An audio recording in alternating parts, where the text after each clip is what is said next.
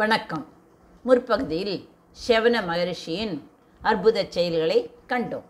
இப்பொழுது சோமபானத்தை பற்றி பார்க்க போகிறோம். அஸ்வினி தேவர்கள் சோமயாகத்தில் தேவதைகளாக இருந்து சோமபானம் பண்ணும் வாய்ப்பு ஷவன முனிவரால் தான் ஏற்பட்டது. இதற்கு முன் அவர்களுக்கு சோமபானம் கிடையவே கிடையாது. புதிதாக இதை ஏற்படுத்திய போது பெரிய சண்டையே மூண்டுவிட்டது. ஷவன முனிவர் அஞ்சா நெஞ்சத்துடன் அதை சமாளித்து எடுத்த காரியத்தை வெற்றிகரமாக முடித்து வைத்தார். இதுவும் ஒரு குட்டி கதையாகவே அமைந்து விட்டது.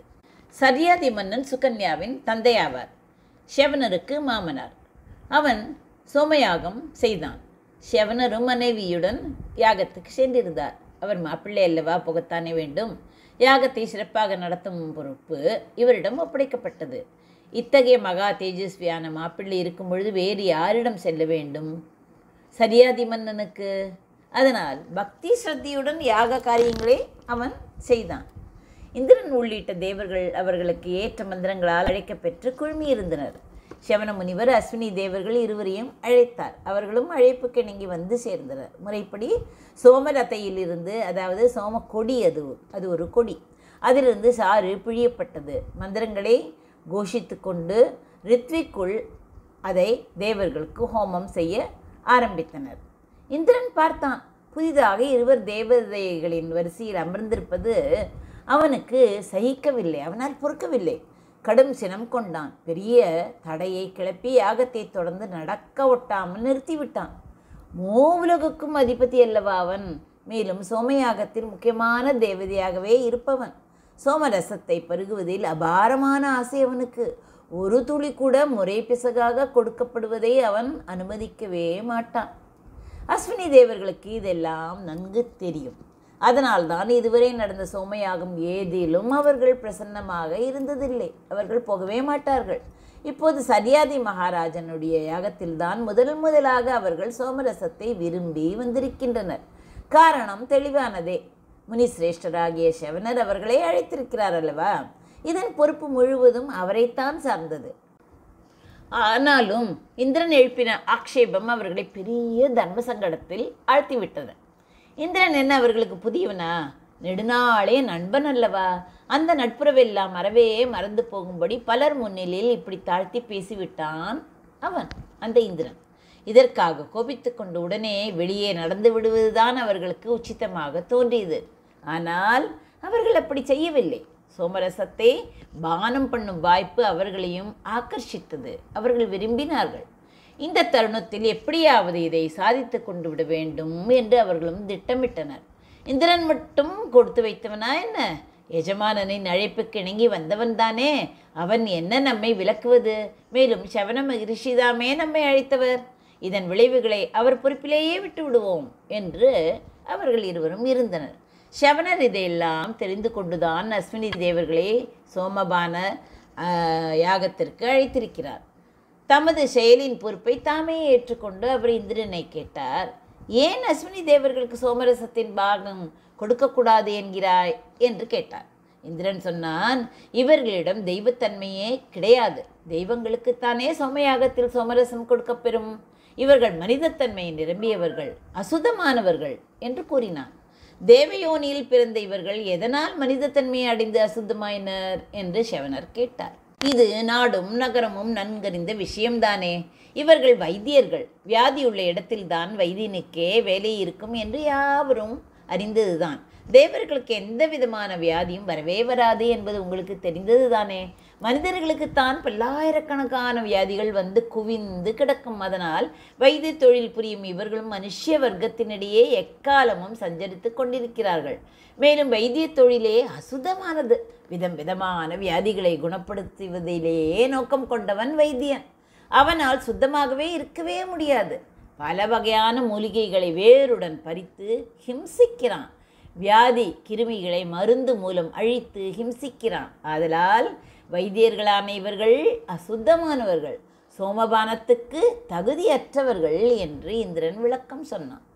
அப்படியானால் உலகில் தன்வந்திரி பகவான் தோற்றுவித்த புனிதமான உயிரை கொடுக்கும் சக்தியுள்ள வைத்திய தொழிலே கூடாதா? முன்பு தக்ஷ யஜ்ஞத்தில் என்ன நடந்தது? யஜ்ஞ புருஷனுடைய தலை அறுக்கப்பட்டது அல்லவா? உடனே முன்பு இருந்தது போலவே அவசர அவசரமாக அதை இணைத்து யக்ஞ புருஷனை உயிர்ப்பித்தவர்கள் அஸ்வினி தேவர்கள் தானே. அவர்கள் அன்று அதை செய்திராவிட்டால் இன்று யக்ஞம் என்பது உலகிலேயே எங்கும் இல்லாததாகிவிட்டிருக்குமே. தேவர்களில் வேறு எவராலும் அன்று இதை செய்ய முடியவில்லை. அவசியத்தையும் அவசரத்தையும் அனுசரித்து தேவர்கள் அனைவரும் ஒன்று கூடி அஸ்வினி தேவர்களை வேண்டிக் கொண்டனர். அதற்கு இணங்க இவர்களும் அவ்வரிய சாதனையை செய்து காட்டினர். அப்போது வைத்திய தொழில் மிக மிக புனிதமாக உங்களுக்கு தெரிந்ததா?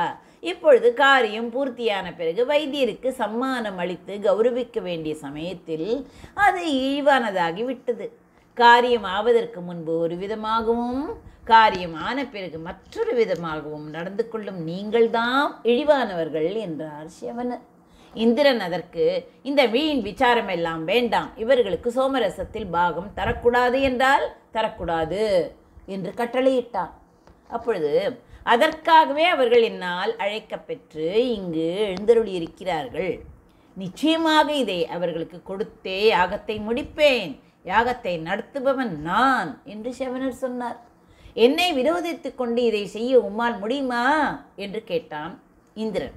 தாராளமாக பலாபல பரீட்சை நடத்தலாம் என்று கூறி சிவனர் சோமரசத்தில் அஸ்வினி தேவர்களுக்கு பாகம் கொடுத்தார்.